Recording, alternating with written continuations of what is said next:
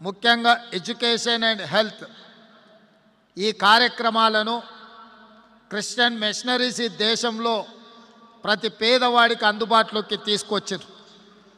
ఈరోజు ఈ దేశంలో ఈ రాష్ట్రంలో అక్షరాస్యత పెరిగింది.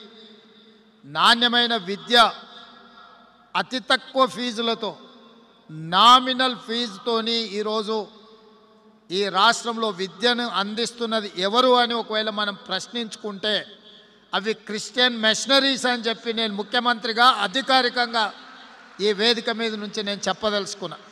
ఈరోజు కార్పొరేట్ హాస్పిటల్స్ ప్రజల్ని దోసుకుంటున్నారని హాస్పిటల్కి వెళ్ళి వైద్యం చేయించుకున్న తర్వాత ఇల్లులు చూసి గుండెలాగి చనిపోతున్న సందర్భంలో ఈరోజు క్రిస్టియన్ మిషనరీస్ నిర్వహిస్తున్న వైద్య ఆసుపత్రులు కూడా ఈరోజు అద్భుతంగా పనిచేస్తున్నాయి. వాటిని ఆదర్శంగా తీసుకోవాల్సిన అవసరం ఉన్నదని చెప్పి